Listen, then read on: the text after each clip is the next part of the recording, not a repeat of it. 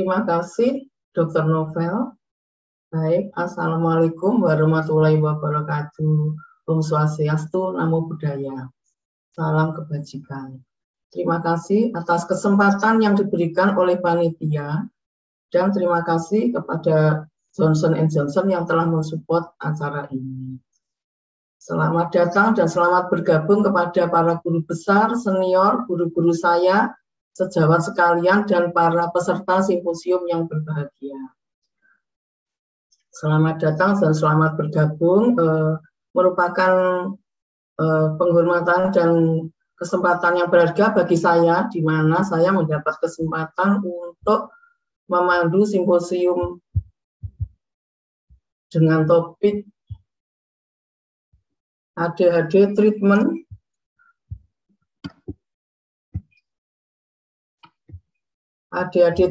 among children with childhood maltreatment dengan senior dan guru saya yang sangat saya hormati, yaitu Profesor Dr. Sinwiguna, SPKJ Konsultan. Selamat pagi, Prof. Sin.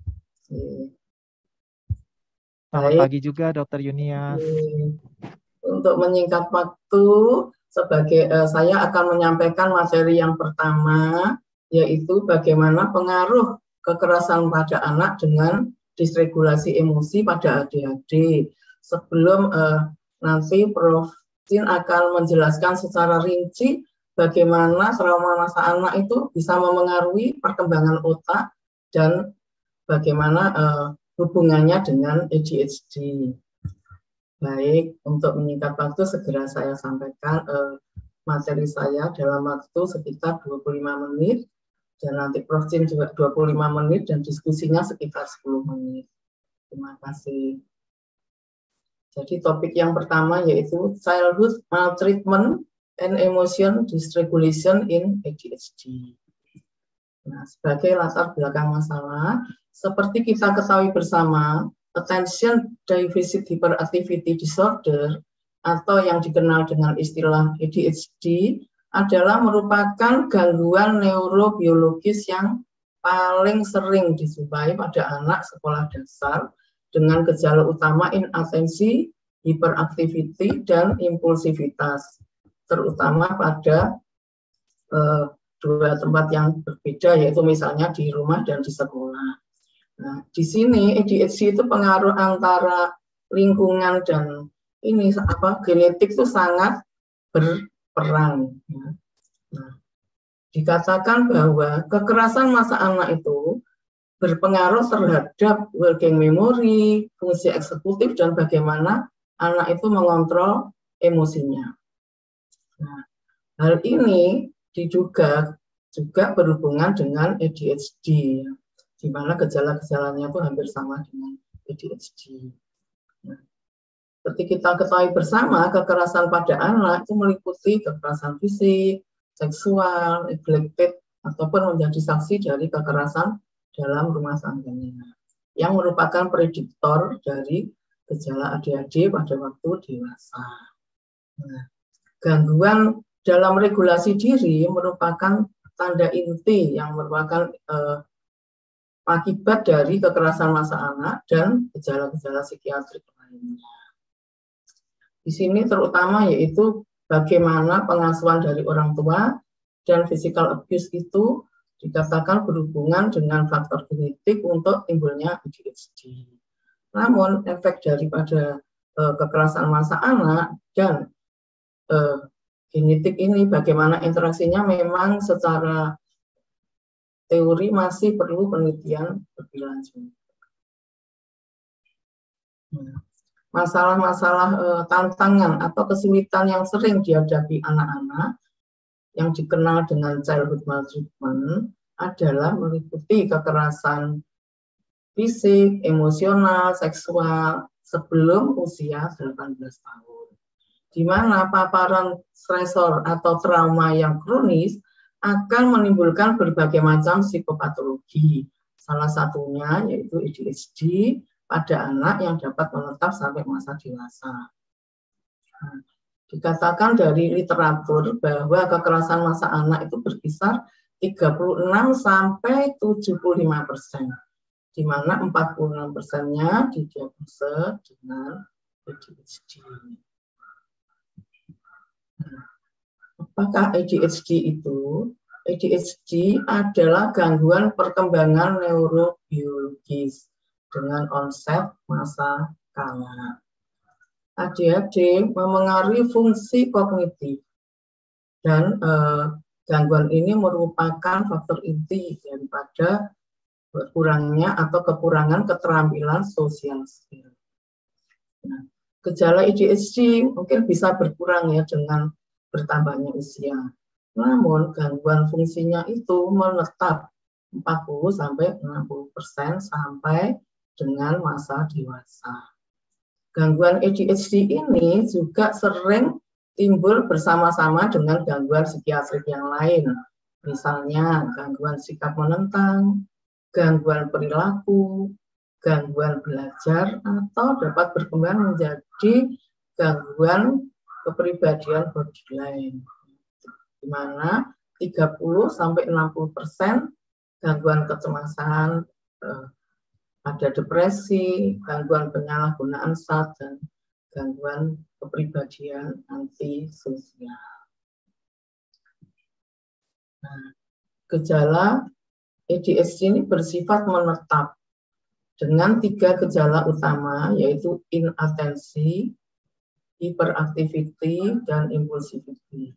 Gejala inatensi ditandai dengan ketidakmampuan untuk memusatkan perhatian.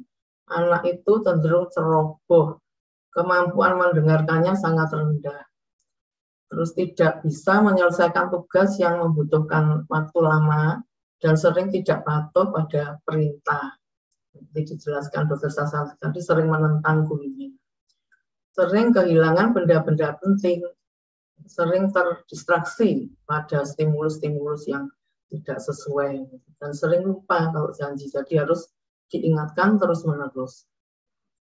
Hiperaktivitas ditandai dengan anak itu tidak bisa diam, selalu bergerak, gitu ya. Kalau pada anak-anak mungkin naik ke kursi, memanjat, begitu ya.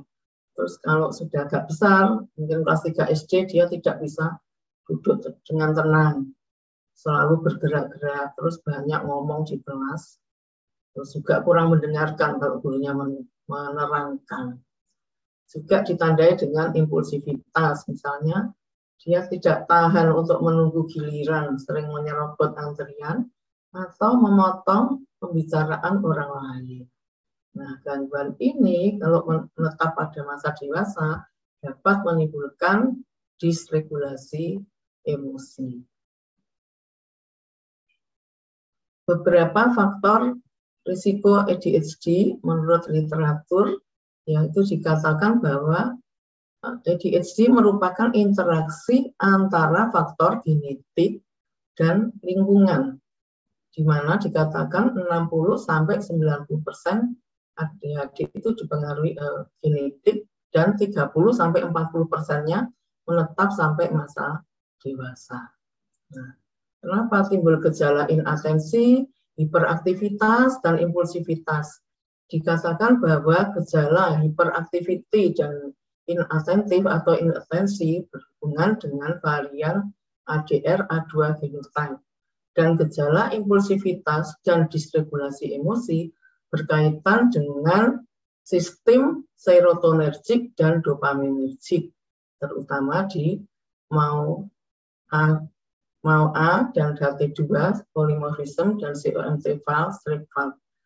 Dan faktor lingkungan yang memengaruhi, yaitu misalnya kondisi keluarga yang kurang mendukung, adanya perpisahan di antara anggota keluarga yang ayah ibu yang bercerai, mungkin adanya psikopatologi dari orang tua, ADHD itu sendiri, ibu yang merokok begitu ya pada waktu hamil, terus BBLR atau berat badan lahirnya rendah, terus faktor nutrisi yang ini semuanya berinteraksi dengan genetik dan diduga berhubungan dengan genetik dan lingkungannya diduga berperan terhadap timbulnya gejala ADHD. bagaimana efek maltreatment atau kekerasan masa anak terhadap perkembangan otak. Nah, perkembangan otak yang normal itu memang dipengaruhi oleh gen dan faktor lingkungan. Daerah prefrontal cortex dan sistem limbik itu berkembang dengan pesat saat masa bayi atau infant. Dan daerah frontal lobe itu berkembang terus sampai masa awal-awal dewasa. Nah, pada awal masa prasekolah itu ukuran otak itu berkembang 4 kali lipat, di mana interaksi atau konektivitas dan plastisitas antar neuron itu akan berkembang dengan pesat tentunya. Nah, semuanya ini dipengaruhi oleh pengalaman, emosi-emosi, dan proses learning. Koneksi-koneksi neuronal ini dan apabila berkembang dengan baik di antara daerah prefrontal cortex dan sistem limbiknya itu, kalau koneksinya berkembang dengan baik, itu merupakan faktor yang penting dalam meningkatkan keterampilan sosial, cognition skill, dan well-being anak dan tentunya keluarga. Nah, bagaimana efek maltreatment terhadap otak? Efeknya tentu saja menimbulkan kerusakan pada otak ya, di mana struktur-struktur dari otak dan fungsinya akan terganggu. Sistem aurosalnya akan terganggu, kognitif jangka panjang terganggu, fungsi eksekutif, fungsi sosial terganggu, dan ada gangguan dalam meregulasi emosi akibat kerusakan dari struktur otak itu. Nah, kondisi yang penuh stressful ya, kondisi yang meningkatkan kecemasan atau meningkatkan stres anak, terutama di daerah kapsula interna posterior, daerah gyrus temporal transversal, daerah gyrus temporal inferior, itu dikatakan berhubungan dengan gejala ADHD. Nah, bagaimanakah perubahan susunan otak itu ya, fungsinya ya, akibat maltreatment atau kekerasan anak? Di daerah frontal lobe akan mengakibatkan gangguan fungsi eksekutif, munculnya gejala impulsivity dan inatensi.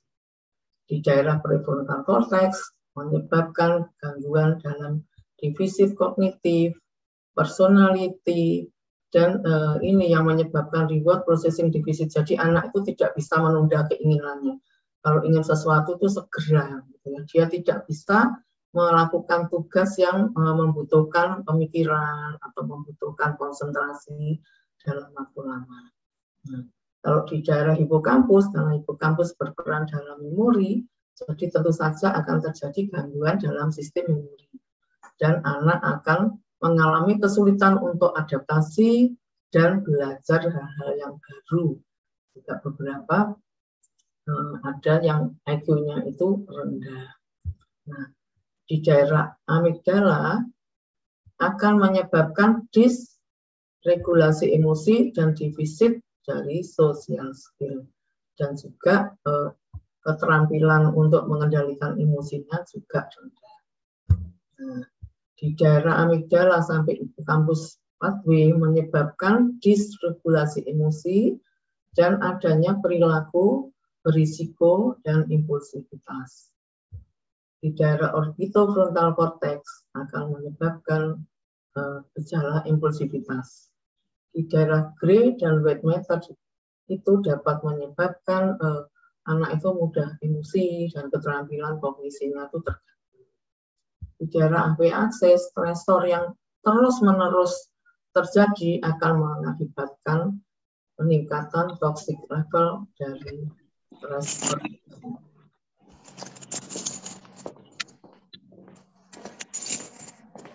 Tolong dimute ya, panitia.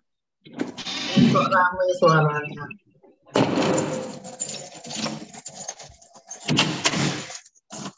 Mohon maaf, mungkin bisa di-mute ya. Ya, terima kasih.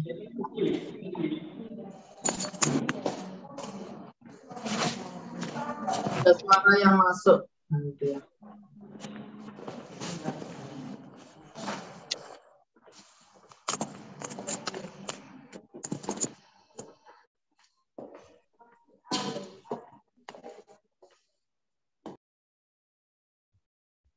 terima kasih. Nah, ini bagaimana hubungan antara childhood maltreatment dengan ADHD atau ADHD ya. Anak-anak yang menyandang ADHD itu 2,39 kali resikonya lebih tinggi untuk mengalami childhood maltreatment atau kekerasan. Itu mungkin diakibatkan karena perilakunya. Terus anak penyandang ADHD dengan komorbiditas externalizing disorder, misalnya gangguan sikap menentang, gangguan perilaku, itu 2,55 kali lebih tinggi untuk mengalami kekerasan dibandingkan individu yang mengalami ADHD saja. Nah, karena gangguan fungsi otak tadi, tentu saja anak-anak yang memiliki pengalaman childhood maltreatment tadi akan meningkatkan risiko kesehatan fisik dan mental. Kesehatan fisik yang terjadi misalnya gangguan neuromuskuler, gangguan kardiorespiratori, dan infeksi.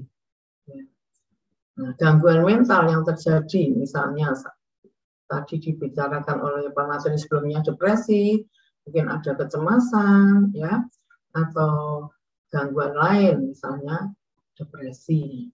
Nah, gangguan-gangguan ini kalau terjadi terus-menerus tentu saja akan menyebabkan keluarannya itu menjadi buruk ya, dan faktor resiliensinya menjadi berkurang.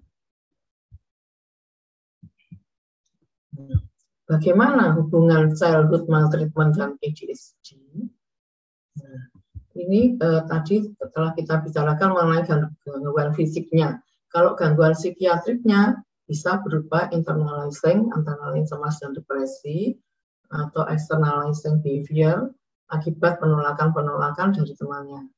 Misalnya gangguan sikap menentang, gangguan tingkah laku, dan risiko untuk percobaan suicide ya pada dewasa karena stresor yang terus-menerus pada anak terjadi toxic stress dan juga ditambah dengan penolakan teman-temannya sehingga mengakibatkan risiko untuk suicide. Nah, di sini ekspresi emosi yang negatif dari orang tua juga diprediksi menyebabkan pola ADHD yang menetap. Misalnya orang tua dengan penyalahgunaan zat ya, terus juga anaknya sendiri juga nanti berisiko untuk gangguan emosi atau penyalahgunaan zat, misalnya alkohol, terus dalam usia remaja mungkin bisa timbul psikotik, gangguan interaksi sosial agresif, dan perilaku seksual berisiko dan risiko suicida ya. Nah, di mana kondisi ini bersifat bidireksional, artinya timbal balik kondisinya. Nah, di sini kondisi ADHD sendiri ya, dapat membangkitkan atau meningkatkan hostilitas dari orang tua. Ekspresi emosi negatif orang tua yang berupa penolakan atau pola yang tidak konsisten itu memang berkaitan dengan perjalanan daripada ADHD-nya sendiri. Misalnya orang tua yang tidak jelas gitu ya tugasnya, jadi tidak konsisten gitu, atau orang tua yang maladaptif dapat menyebabkan kemampuan regulasi anak itu menjadi terganggu, di mana regulasi diri itu merupakan faktor yang utama dari fungsi eksekutif. Orang tua dengan riwayat kekerasan itu nanti akan berisiko juga untuk mengasuh anaknya dengan pola asuh yang serupa. Jadi anak-anak berisiko untuk terjadinya jadi korban childhood maltreatment. Childhood maltreatment yang berkelanjutan disertai dengan orang tua yang keras tadi akan meningkatkan toxic stress, fungsi eksekutif terganggu, dan gejala ADHD yang menetap pada masa anak. Nah, Di sini kondisi yang memperparah antara bagaimana self maltreatment dan ADHD adalah anak-anak yang ditelantarkan atau yang ditempatkan di panti asuhan itu memiliki risiko 2 kali lebih tinggi untuk timbulnya ADHD. Dan perilaku externalizing behavior berkaitan dengan ADHD. Seperti diutarakan Dr. Sasanti tadi, gangguan attachment selain berpengaruh terhadap depresi, ternyata juga berkaitan dengan disregulasi emosi, terus berkaitan dengan gangguan fungsi kognitif, misalnya dalam gangguan inatensi, atau gangguan perilaku, misalnya dalam berupa impulsivitas, dan kemampuan untuk social skill, jadi mengalami kesulitan untuk berinteraksi sosial dengan teman-temannya dan dengan lingkungan sekitarnya. Semakin dini deprivasi, misalnya kehilangan orang yang dicintainya, kemiskinan, kurangnya kehangatan dari orang tua, itu akan semakin memperparah fungsinya ya, karena tentu saja fungsi atau struktur otak nanti akan terganggu, di mana risiko early deprivation itu ternyata sangat tinggi, nah, 7 kali lebih tinggi dari orang yang anak yang tidak pernah mengalami kekerasan untuk terjadinya ADHD atau ADHD yang akan menetap sepanjang waktu. Jadi memang childhood maltreatment itu perlu perhatian kita bersama, mengingat dampaknya yang cukup besar. Nah, bagaimanakah hubungan childhood maltreatment dengan traumatic stressor atau yang dikenal dengan PTSD? Nah, yang sering gejala daripada ADHD ini sering bertumpang tindih ya dengan gejala stres, misalnya gejala inatensi, gejala regulasi diri, regulasi emosi, restlessness, dan masalah perilaku yang tentu saja menetap sampai masa dewasa. Nah, ternyata dari berbagai macam penelitian, remaja dan dewasa yang didiagnosa ADHD itu ternyata banyak yang mengalami trauma-trauma pada masa anak. Jadi sepanjang fase kehidupannya itu mengalami multi stressor. Nah, ADHD yang komorbid, ADHD yang komorbid dengan PTSD, tentu saja terapinya akan semakin kompleks ya, karena traumanya itu berkelanjutan, dan tentu saja outcome atau luarannya akan semakin buruk. Nah, para ahli menyatakan bahwa pengalaman traumatis itu bisa merubah struktur otak. Dan hal ini berkaitan dengan gejala impulsivitas dari ADHD. Nah, bagaimanakah gejala ADHD dan PTSD? Di sini gejala ADHD dan gejala PTSD itu sering overlapping dalam hal anak itu mudah terdistraksi, mudah kacau oleh stimuli-stimuli yang sederhana ya, misalnya tadi di tengah materi terus bising itu dia sudah tidak bisa berkonsentrasi, terus tidak mampu untuk mendengarkan dengan baik, anaknya cenderung disorganized, kacau gitu ya, hiperaktif, terus tidak bisa tenang, dan juga ada gangguan tidur. Nah, kalau gejala trauma sendiri mungkin adanya ketakutan, merasa tidak ada harapan, ya, tidak tentu kehidupan ini, dan semuanya tidak pasti begitu ya. Kalau trauma sendiri ada gejala arousal dan agitasi. Ya, terus juga menghindari hal-hal yang mengingatkan terhadap sumber stresornya atau sumber trauma. Juga adanya iritabilitas, terus mudah emosi, merasa bersalah, ya, adanya perasaan yang aneh dengan dirinya, dengan lingkungannya, gitu. Perasaan yang selalu terancam, mudah terjaga, gitu.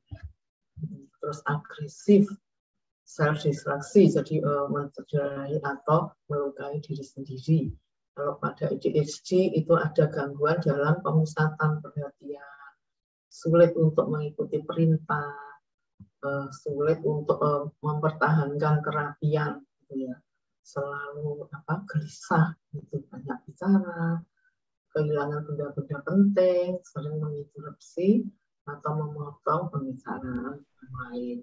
Nah, ini yang sering kesulitan dalam menegakkan diagnosis ADHD sendiri karena sering overlapping dengan PTSD. Izin menyampaikan, waktu kurang 2 menit lagi, dokter. Oke, jadi disregulasi emosi itu berkaitan dengan adanya attachment yang anxious atau avoidant, gitu ya.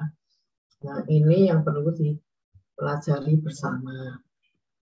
Nah, emotional dysregulation ini ditandai dengan meningkatnya ekspresi emosi negatif yang meningkat. Misalnya anak tuh menjadi lekas marah, ya. Emosinya tuh tidak sesuai, empatinya tuh rendah, terus dia tidak mampu untuk meregulasi diri sendiri, jadi kapasitas mentalisasinya itu rendah. Nah, ini juga ditandai dengan iritabilitas. Jadi anak itu mudah marah, mudah tersinggung, di mana faktor genetik dan lingkungan itu sangat berpengaruh terhadap iritabilitas.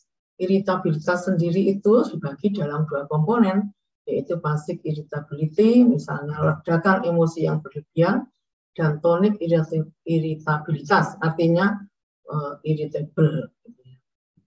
Nah, gambar ini menjelaskan keterangan tadi secara singkat, di mana faktor genetik berinteraksi dengan faktor lingkungan akan menyebabkan kerusakan di otak, terutama di daerah prefrontal cortex, amigdala, striatum, dan menyebabkan anak itu tidak mampu meregulasi emosi dan ditandai dengan iritabilitas yang tinggi.